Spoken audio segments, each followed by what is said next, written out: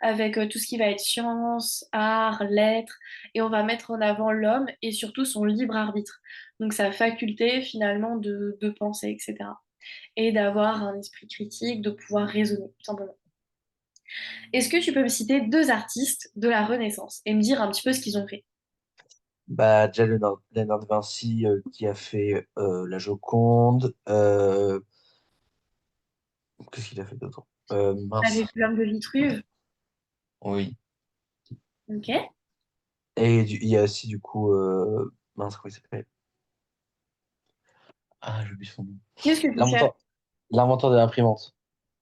Gutenberg? Oui. Ouais, nickel. Bon, bah, très bien. C'est pas vraiment un artiste, mais c'est un grand homme de la Renaissance. Bon, d'accord. On continue. Donc là, on va passer à tout ce qui va être un petit peu religion, etc., etc. Ok. Bon, en tout cas, alors, je vais juste reprendre mon cours. Mais on va s'intéresser à ça, on va s'intéresser aux grands changements, du coup aux ruptures, etc., à la continuité, machin. Donc, je me suis trompée, mon grand titre, c'est la circulation des nouvelles idées. Donc, comment ça se passe, comment ça circule, comment on définit un petit peu tout ça. Donc, tout simplement, quelles sont les relations entre humanistes? Donc, tout simplement, il va y avoir un réseau d'intellectuels en Europe.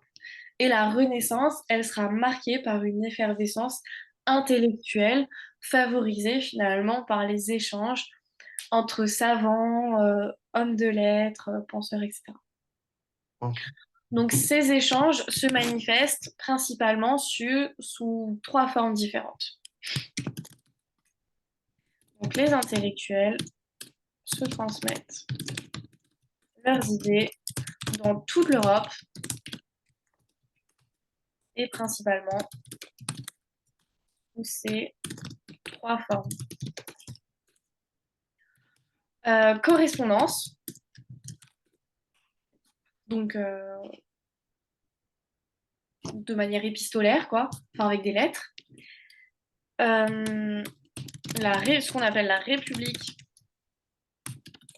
des lettres, je vais revenir dessus après, et, et les cercles d'érudits.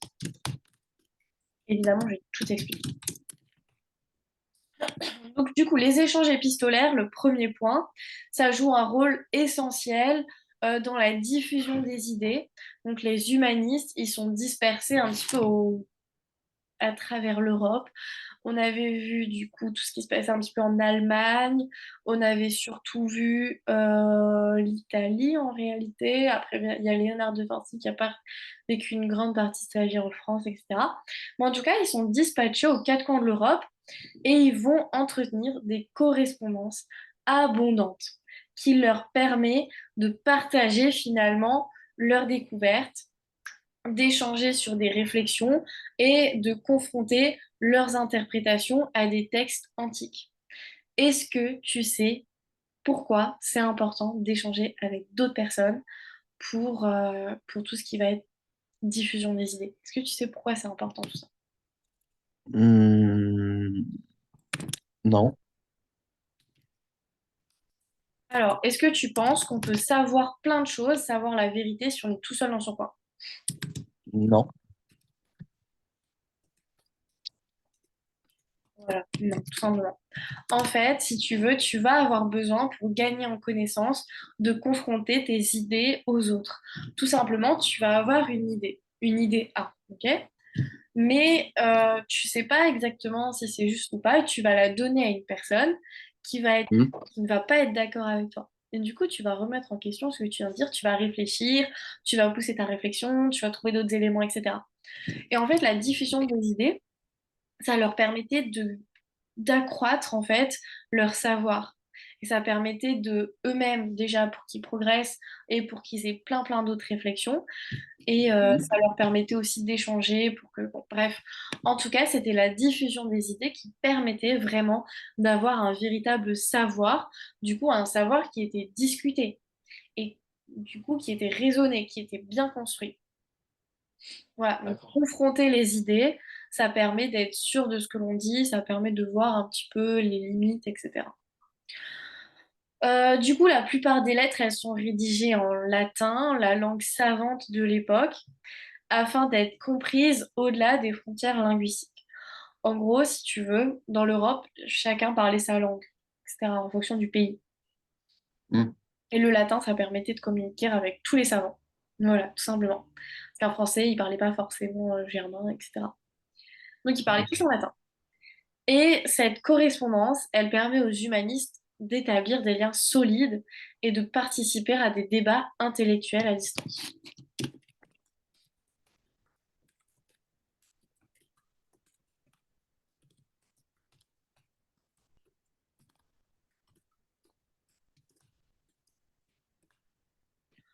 Bon, Erasme, c'est l'un des plus enfin, des plus grands penseurs de la Renaissance. Et il va avoir pas mal d'échanges intellectuels avec toute l'Europe, comme Budé en France ou More en Angleterre, qui sont également des gros penseurs de la Renaissance. Bon, du coup, il y avait ça, mais il y avait aussi les échanges épistolaires qui vont contribuer à la République des lettres. Donc la République des lettres, ça désigne tout simplement une communauté intellectuelle transnationale.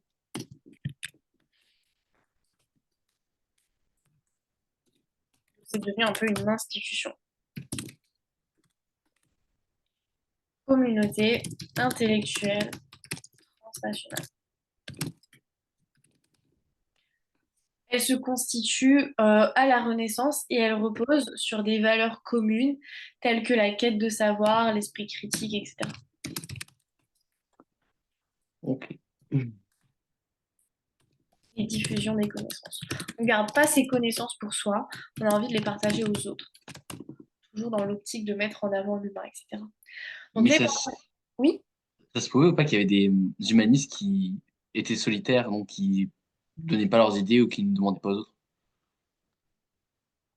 Alors, ça, je ne sais pas, parce que du coup, s'ils ne communiquent pas avec les autres, on n'a aucun écrit. Mais non, je ne pense pas, parce que tout simplement, si tu communiques pas avec les autres, si tu partages pas ton savoir, bah déjà, tu n'as pas toutes les valeurs humanistes. Voilà, tout simplement. D'accord. Ça fait partie des valeurs humanistes, vraiment la transmission.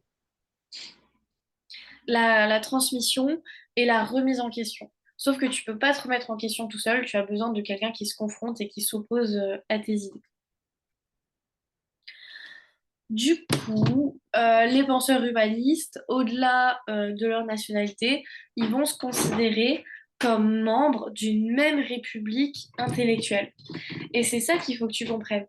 C'est que ça va dépasser les frontières, ils vont vraiment se considérer comme sous la même république, ils appartiennent un petit peu à la même institution. En tout cas, c'est une république intellectuelle unie par un idéal de progrès. D'accord. Voilà. Donc là, ça va relier un petit peu les grandes villes de l'époque. Paris, du coup en France, Bâle en Suisse, Venise, Anvers, etc. Et ça devient des centres d'échange, etc. Plein de lettres qui se croisent et qui vont renforcer tout simplement la communauté. Bon, il y a des lettres, il y a des voyages, mais il y a aussi des réunions au sein de cercles d'érudits. Donc qui vont participer activement à la diffusion du savoir. Mais parfois, ils se voient aussi en vrai, quoi. Hmm. En Italie, on a des académies comme l'académie néoplatonicienne, donc, qui se situe à Florence, et qui va rassembler pas mal de penseurs donc, qui vont pouvoir discuter.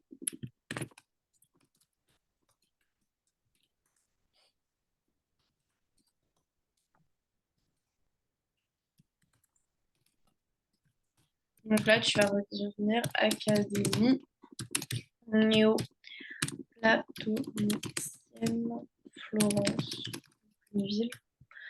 Ok, et ça va rassembler des penseurs comme Mirandol, etc. Et ils vont redécouvrir et interpréter tous ensemble les textes de l'Antiquité. Donc ça, c'est ce qu'on avait dit pendant le premier. En France, qu'est-ce qu'on a? On a tout simplement François Ier, du coup, qui va créer en 1530 le collège des lecteurs royaux.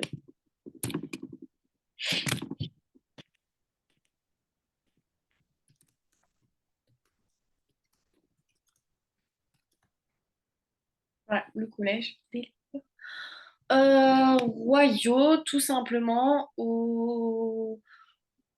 un cercle de diffusion de savoir, etc. Est-ce que tu as des questions?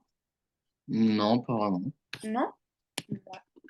En tout cas, du coup, le roi François Ier était un grand fan de tout ce qui était humaniste, etc., etc. Et c'est d'ailleurs grâce à lui que la Joconde est en France. Est-ce que tu sais pourquoi? Vu qu'il a demandé à Léonard de Vinci, je crois, de venir en France et tout, et c'est là-bas où il l'a fait. Voilà, c'est là où il l'a créé. Ensuite, il est mort. C'est pourquoi la Joconde, elle est en France. Tout simplement, c'est un cadeau. Ok, ça on a vu les cercles d'érudits.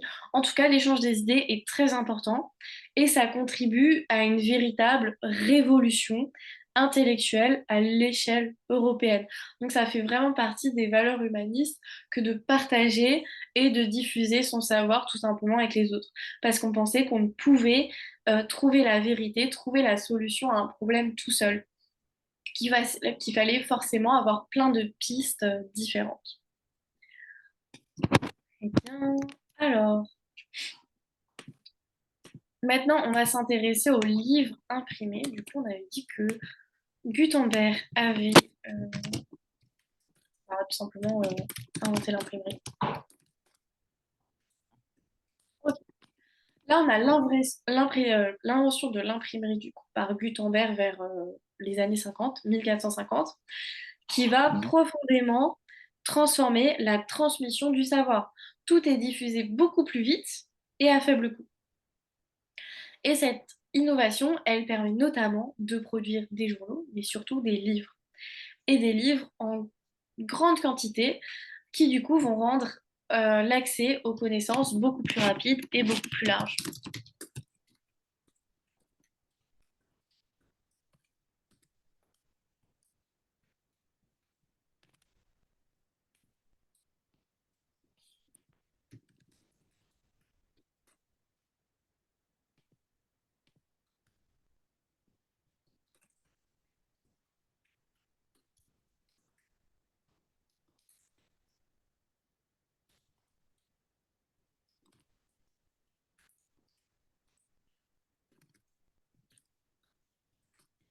Nickel. Ok. Du coup, on a des connaissances de plus en plus rapides et de plus en plus répandues.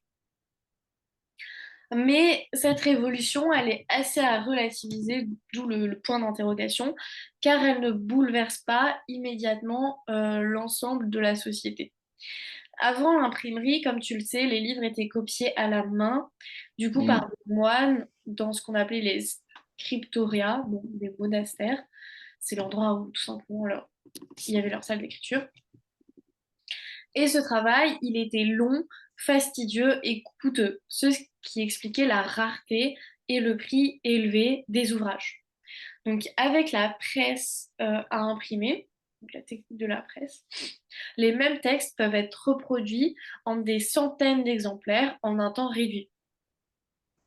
Et cette diminution du coût et l'augmentation du nombre des copies, tout simplement, ça baisse considérablement le coût des livres et ça facilite leur diffusion. Donc les premiers ouvrages imprimés sont essentiellement des textes religieux comme la Bible ou des ouvrages liturgiques. Et très vite, les humanistes vont se servir de cette nouvelle invention, de cette nouvelle technologie pour imprimer des textes antiques et des œuvres contemporaines. Donc, grâce à cette production accrue, la culture écrite était beaucoup plus accessible. Donc, il y avait des bibliothèques qui se constituaient un petit peu partout en Europe, qui étaient accessibles à tous. Bon, surtout pour les cours princières et la noblesse en réalité, ou les grandes universités, mais accessibles à des gens quand même.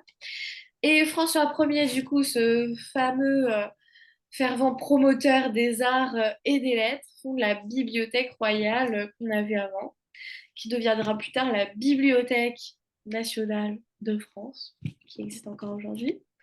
Et on va avoir l'accumulation d'ouvrages et ça permet une meilleure conservation de la transmission des savoirs. Plus rien ne se perd comme ça avait été le cas pendant le Moyen Âge. Donc Erasme, il a publié ses œuvres en très grand nombre, etc. Et il parvient à toucher un lectorat beaucoup plus large que s'il avait dû limiter la copie de ses manuscrits à la force des doigts des moines, finalement. Mais toutefois, l'imprimerie, elle marque un tournant et elle a un impact assez progressif en réalité. Ça reste relativement cher, même si c'est imprimé, c'est pas comme imprimé aujourd'hui avec des machines automatisées, etc. Il fallait quand même l'actionner, etc. Du coup, ce n'est pas accessible à une large partie de la population.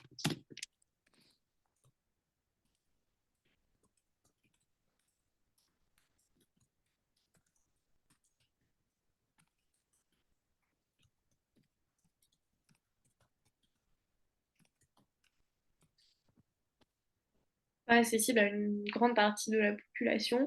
Et du coup, les classes sociales défavorisées, telles que les paysans ou les ouvriers, etc., bah, n'y avaient pas accès parce qu'ils étaient encore trop chers et que de toute façon, ils étaient analphabètes. Voilà. Ils ne parvenaient pas à lire, sauf que si tu n'as pas accès aux livres, tu ne parviendras jamais à lire, donc ils restaient analphabètes. L'analphabétisme restait élevé et ça a limité le public potentiel des ouvrages imprimés. Voilà. Et en plus de ça, à ton avis, qui va s'inquiéter de ça, de cette diffusion des écrits? Hum, le pape? Ouais, par exemple, exactement. Inquiète les autorités religieuses. Comme le pape, par exemple. En tout cas, les autorités religieuses n'adhèrent pas du tout à cette innovation. Et ils vont essayer de contrôler le contenu du coup qui peut être imprimé. Et tout simplement, l'Église catholique, elle met en place l'index des livres interdits.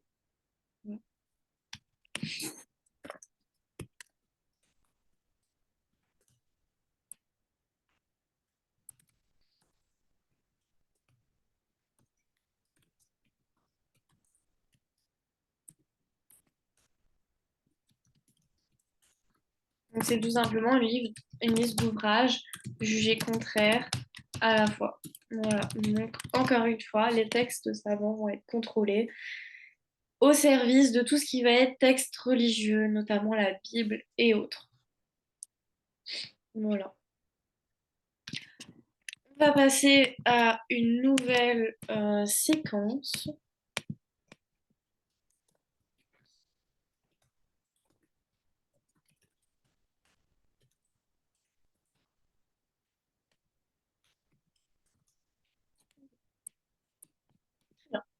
Donc, avec la diffusion de l'imprimerie et la lecture, l'écriture, tout ça, ça va connaître d'énormes transformations.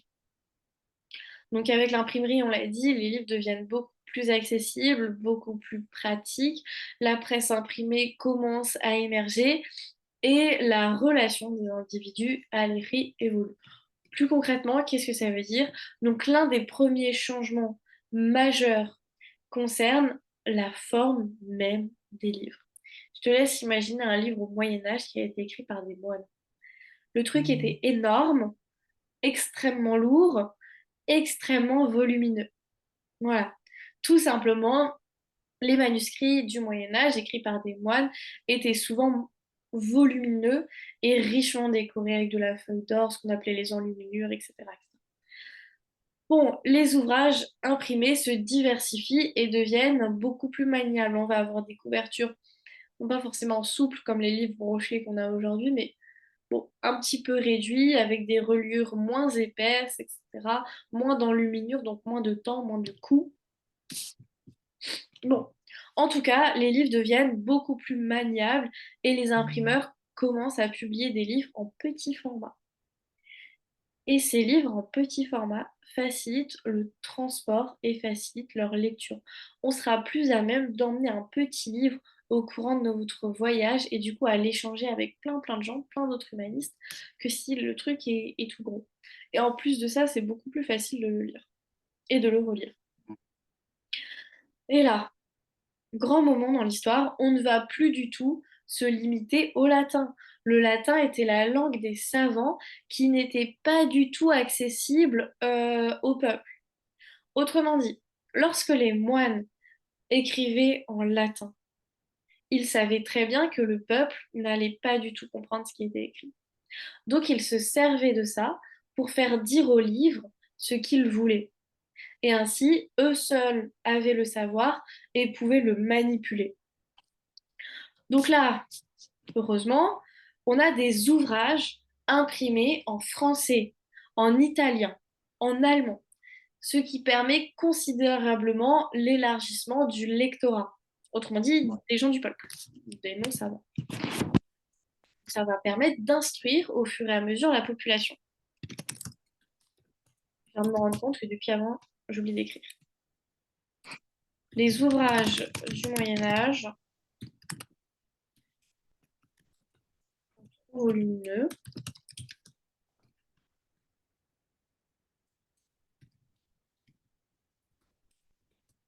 pas trop cher.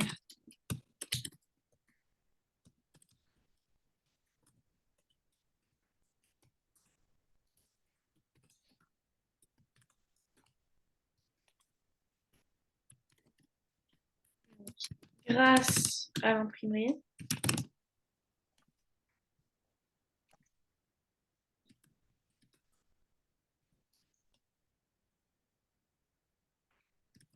les livres sont plus petits et donc plus maniables et transportables. Ils permettent ainsi le voyage nécessaire aux humanistes. Les textes sont maintenant publiés en français, italien, allemand et que sais-je, autrement dit les langues. Ils ne sont donc plus réservés aux savants et aux moines, ce qui permet un élargissement du lecteur. Ok, nickel, c'est bon, on a rattrapé. Bon, en parallèle, on a de nouveaux phénomènes qui voient le jour. L'essor de la presse imprimée. Alors là, Mhm. je ne parle plus de la presse, enfin de la machine, la presse qui servait à l'imprimerie, je parle vraiment de la presse, tout ce qui va être journaux, etc. Du coup, avant, on avait la presse pour imprimer les livres, maintenant, on a la presse, les journaux. Donc, dès le XVIe siècle, on a des gazettes, des pamphlets, etc., qui commencent à circuler. Donc, c'est plus des ouvrages, c'est vraiment juste des petits feuillets. Et ça permet aux lecteurs de se tenir informés des événements politiques et religieux du moment. Tout simplement ce qu'on appelle un journal. Donc, apparition. Donc tu vois que c'est très progressif. On a inventé l'imprimerie, enfin, tu t'emmerdes, inventé l'imprimerie au Oui. 15e, là on est au 16e. De la presse écrite au 16e siècle avec les pamphlets et les gazettes qui permettent euh, aux citoyens d'avoir accès aux dernières informations religieuses et politiques du moment et de l'endroit où il se situe. Et ça va entraîner la montée des tensions religieuses en Europe. C'est ce qu'on va voir après. Ça va augmenter la tension religieuse en Europe, notamment avec Martin Luther, du coup, qui diffuse ses thèses contre les indulgences. Voilà, grâce à l'imprimerie.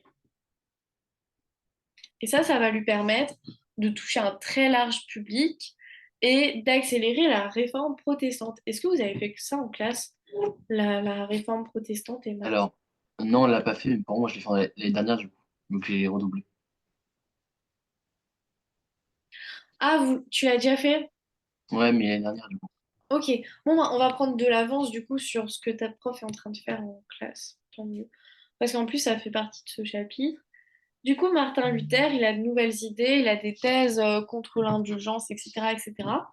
Et ça, il va pouvoir le publier du coup à travers ses pamphlets qui sont imprimés en masse et ça va lui permettre tout simplement de diffuser un petit peu ses idées. Voilà.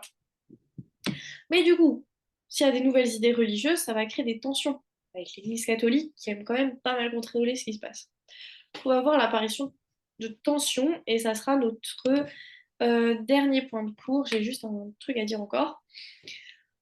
Euh, voilà. Donc finalement, ça va aussi changer la relation des individus parce qu'au Moyen Âge, les lectures, elles étaient très souvent collectives, donc dans les messes ou quoi que ce soit.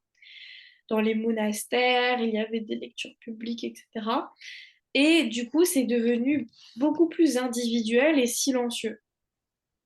Sauf que si c'est individuel, tu vas pouvoir faire ce que tu veux de ton livre. Enfin, tu vas pouvoir l'interpréter un petit peu comme tu l'entends. Ok. Alors qu'à l'époque, l'Église catholique se servait de la lecture publique et des messes pour essayer de t'imprégner de leur propre interprétation des textes. Là, tu vas pouvoir lire tout seul et réfléchir tout seul et te faire ta propre idée des choses et du monde. Et ça ne te sera plus du tout imposé. Ce qui va favoriser les tensions religieuses et la remise en question du coup de la religion à cette époque-là. Et c'est du coup ce qu'on va voir dans notre quatrième partie. Néanmoins, je vais juste marquer ça pour que tu comprennes la suite logique. Chacun peut désormais lire seul, plus de lecture.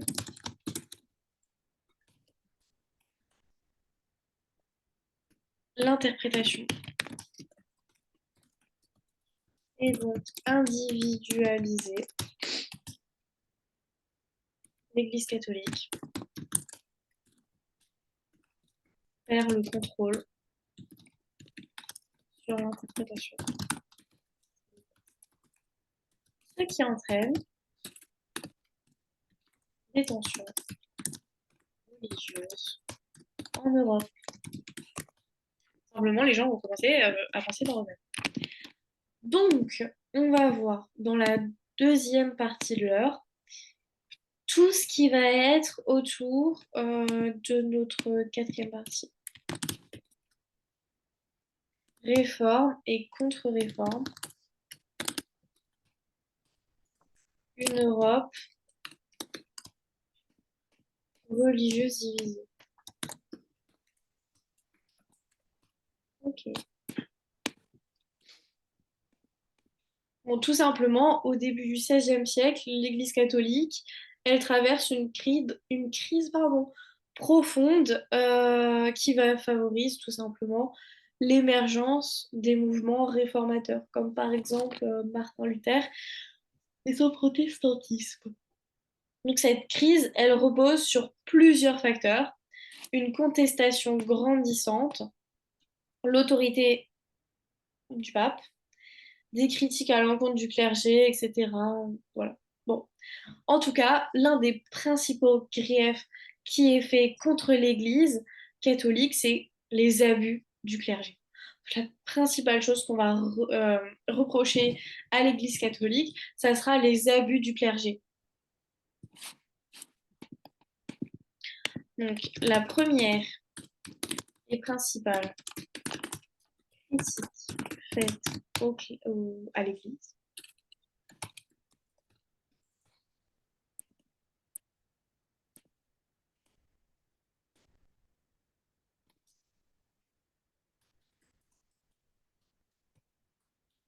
alors, qu'est-ce qui s'est passé? À ton avis, quels sont les abus du clergé? Euh,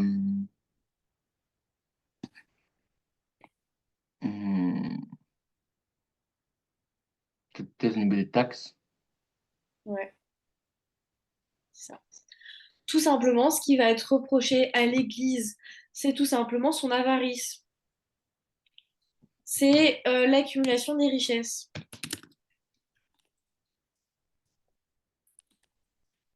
Et vente des indulgences. Alors, qu'est-ce que sont les ventes des indulgences? Les ventes des indulgences, c'est tout simplement profiter du malheur des gens pour leur demander de l'argent. Donc, par exemple, l'Église, elle mettait en place pour les fidèles le principe d'acheter à tarif assez avantageux des temps de purgatoire, donc des temps où tu parles avec le prêtre et qui du coup va comme te pardonner, te libérer de tes péchés, etc. Et en échange, tu dois tout simplement donner de l'argent à l'Église.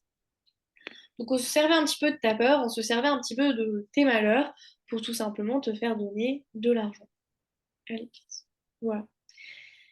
Et ça devient vraiment un commerce, même si au début, bon, ça paraît plutôt normal de faire un don au clergé, etc., pour les plus démunis. Pour l'Église, elle gardait tout. Mais en plus de ça, ça devient un réel commerce, un réel business, finalement. Et c'est perçu comme une corruption de la foi.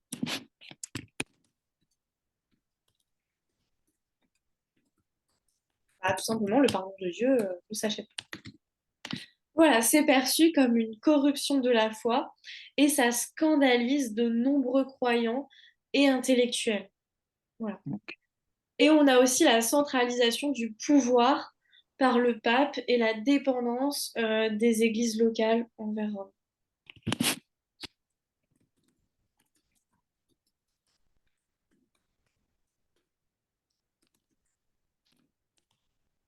Voilà.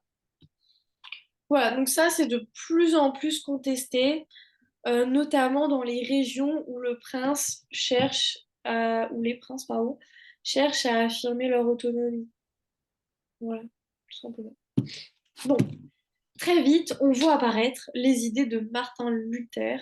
Du coup, Martin Luther, il fait répandre un petit peu ses idées partout en Europe, et c'est ce qu'on a vu avec la presse écrite. Donc, apparition de Martin Luther et de ses idées à travers toute l'Europe grâce à l'imprimerie.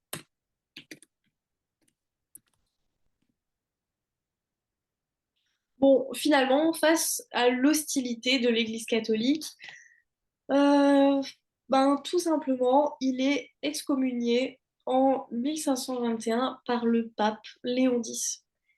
Et suite à ça, suite à cette excommunion, le rejet tout simplement de l'Église catholique, il va devenir le chef de file d'un nouveau mouvement religieux, le protestantisme.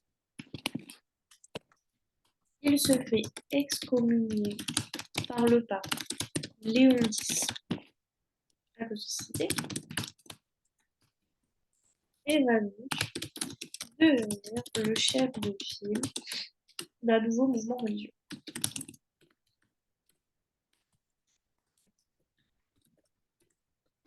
le protestantisme.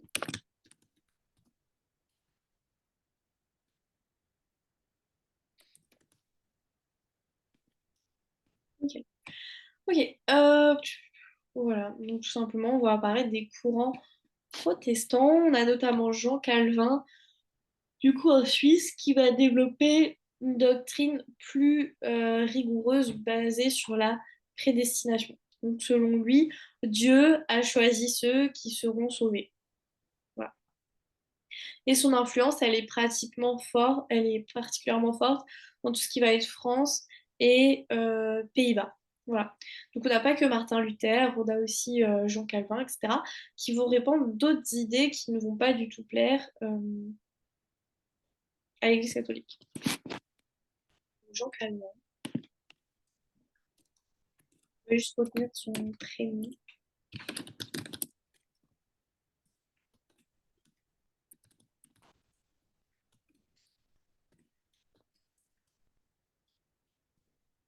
Donc, il les répand pas forcément qu'en Suisse, mais aussi en France, aux Pays-Bas, etc. En fait, il répond en toute l'Europe. Hmm. Enfin oui, dans toute l'Europe, mais surtout en France et aux Pays-Bas. Voilà.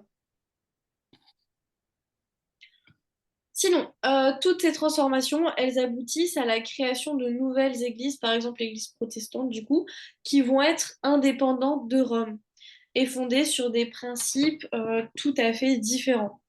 Donc, le protestantisme, c'est pas un bloc unique, mais une mosaïque de courants ayant en commun le rejet de l'autorité papale. Voilà.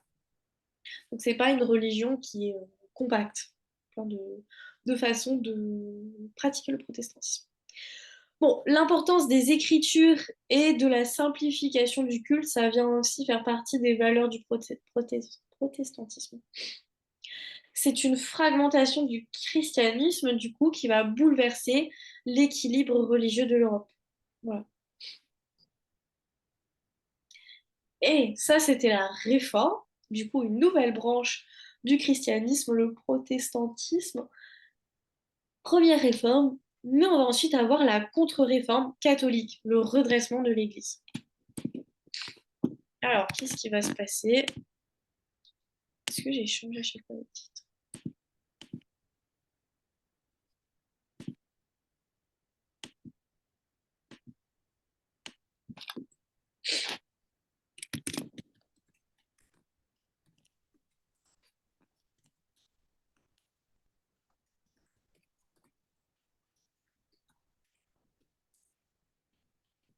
Alors, qu'est-ce qu'on va voir avec tout ça?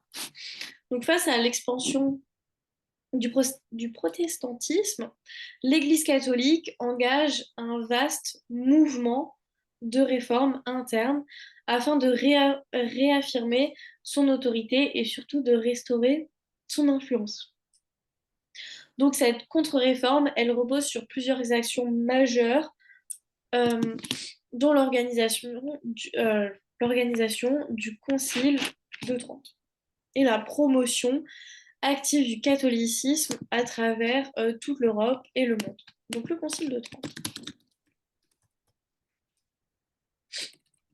Qu'est-ce que c'est que ça? Est-ce que déjà tu as une idée? Euh, c'est pas là où il y a tous les minces les cardinaux qui sont invités. Ouais, pour faire quoi? Je crois pour prendre des décisions religieuses ou autres. Tout simplement, on a le Concile de Trente du coup. Là, j'ai noté les dates 45-63 et du coup, ça marque une étape clé dans la réponse catholique à la réforme, avec un grand R. Du coup, il va fixer les dogmes et les pratiques qui distinguent le catholicisme du protestantisme.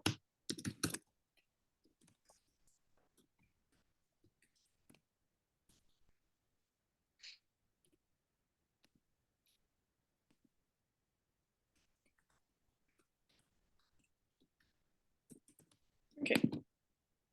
Donc tout simplement, les décisions prises, elles visent à réaffirmer la doctrine traditionnelle de l'Église, donc la nécessité du sacrement, le rôle central du prêtre comme intermédiaire de Dieu, etc., l'autorité du pape, bref, toutes ces choses qui font l'Église catholique.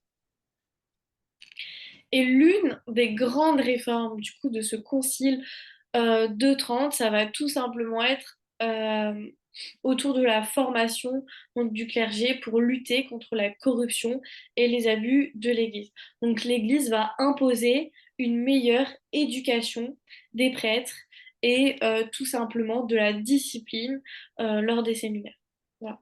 Donc elle va réaffirmer aussi l'importance de la liturgie, des œuvres dans le statut des âmes, dans le salut des âmes, etc., etc.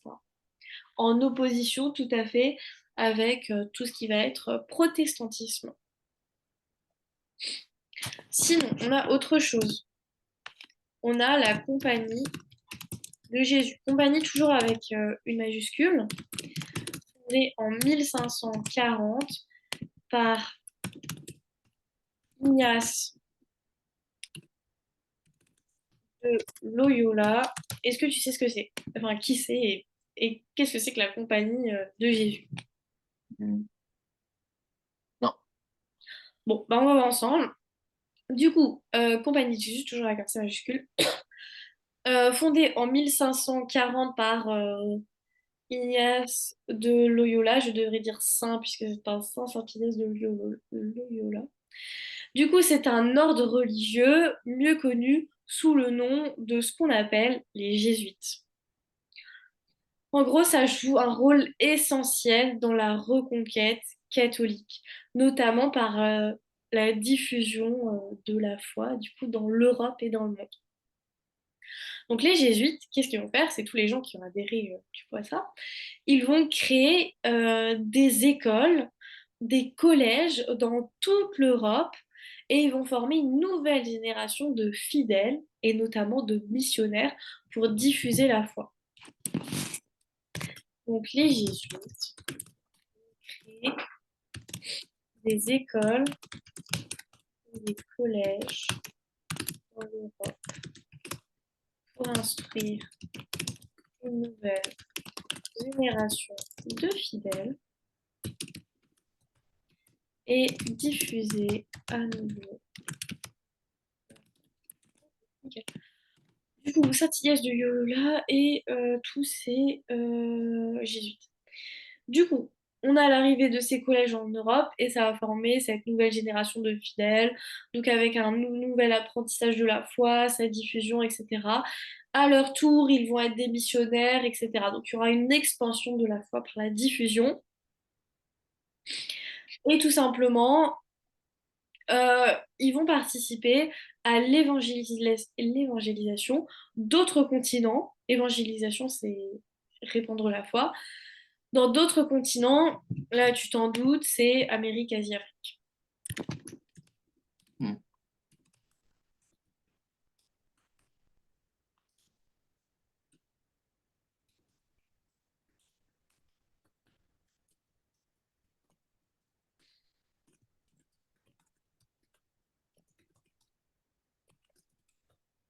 Ok, et ils vont renforcer la présence catholique dans le monde entier.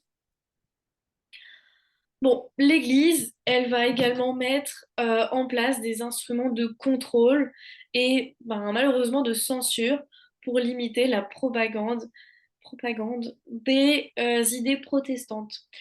Donc voilà, tout ça qui va être renforcé. On va également publier une nouvelle fois l'index des livres interdits, etc. Donc les suffrages jugés contraires à la foi, etc.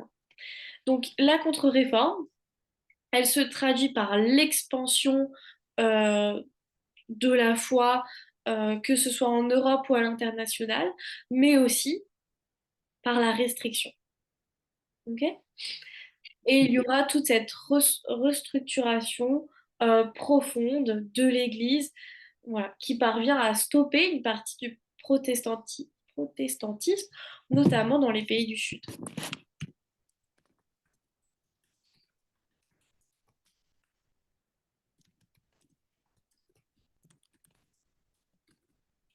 La restructuration de l'Église et la restriction.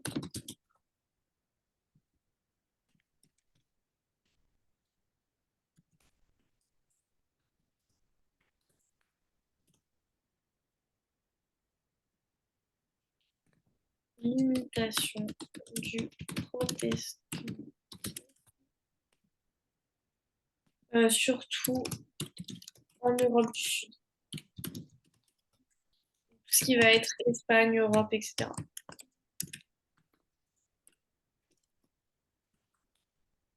Europe.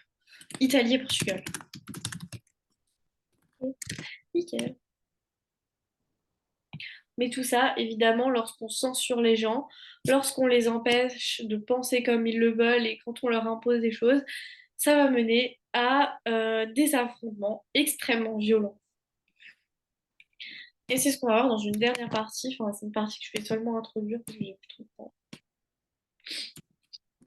La fin de l'unité religieuse de l'Europe occidentale. Guerre et coexistence religieuse.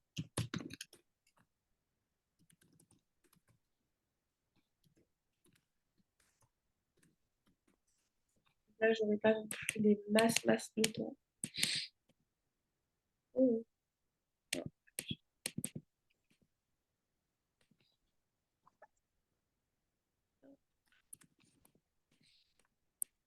Ok, nickel.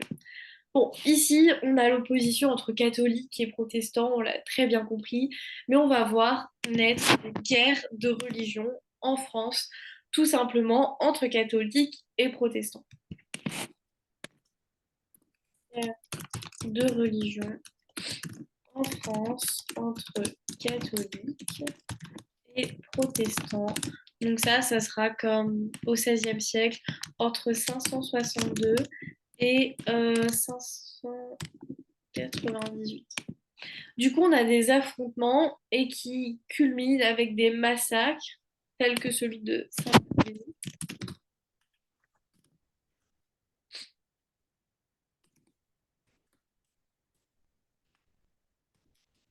Massacre. Du coup, avec des milliers de protestants qui sont assassinés à Paris et dans d'autres villes du royaume, donc de France. Finalement, il y aura du coup un édit, l'édit de Nantes, promulgué en 598 par Henri IV, qui va tout simplement mettre fin aux autorités.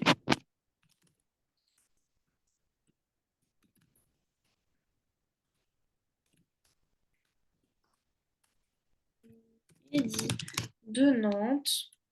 Hop.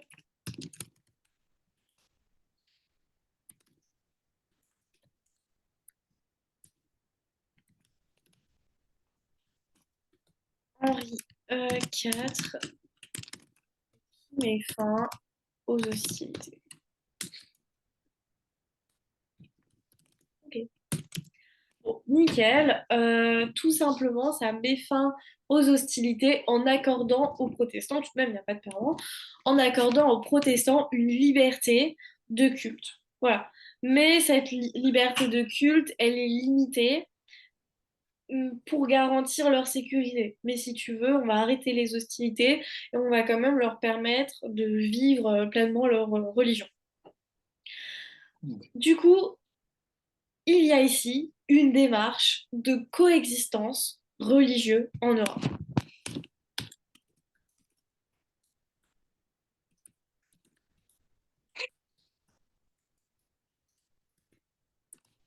Donc, tout simplement. Dans le Saint-Empire romain germanique, la division entre princes catholiques et protestants aboutit à la guerre de 30 ans. Est-ce que tu as déjà entendu parler de ça? Oui. Qu'est-ce qui se passe? C'est pas le moment où il y a les protestants, comment ça s'appelle, mince, et les catholiques qui vont se battre. Ouais, pourquoi? Bah, pour savoir comment dire, qu'ils ont envie de dominer en fait. Chacun a envie de dominer. Ouais, c'est ça, exactement. Bon, encore une fois, évidemment, c'est entre catholiques et protestants. Mais ça, c'est un conflit dévastateur, du coup, qui va impliquer plusieurs grandes puissances européennes. Et ce traité, il se termine avec les traités de Westphalie. Plusieurs grandes puissances, fin avec, du coup, oui, c'est les protestants et les catholiques, avec les traités de Westphalie. Ok. Donc, j'ai oublié la date, mon Dieu. En 1648. Même. Du coup, là, encore une fois, on aura la coexistence, il n'y a pas de gagnant, il n'y a pas de perdant. Tout simplement, les traités de Westphalie, ils vont reconnaître la coexistence des différentes confessions chrétiennes et consacrent le principe selon lequel chaque État peut choisir sa religion. Ok. Nouvelle avancée vers la coexistence. Chaque État peut choisir sa religion. Bon, vu que parfois c'est interne aux États, je ne suis pas sûre que... Voilà. Mais bon, chaque État peut choisir sa propre religion et on a la reconnaissance des différentes confessions.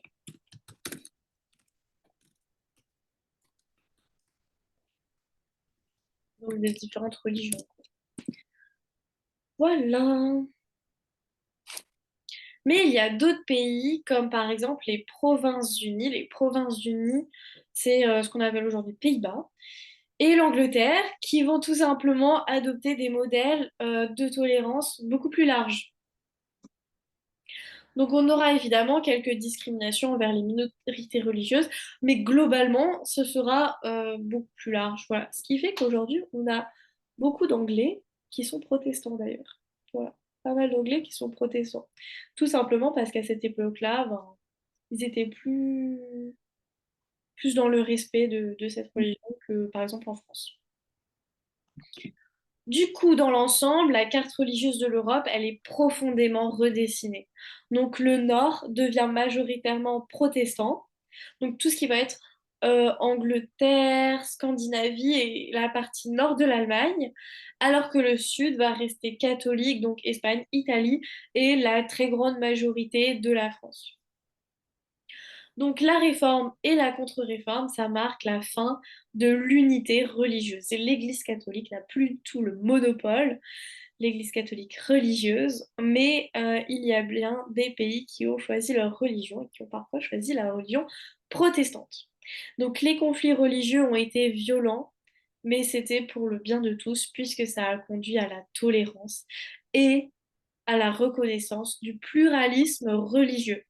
Et ça va notamment ouvrir la voie aux débats sur la liberté de conscience qui vont marquer les siècles suivants, tout simplement. Ok.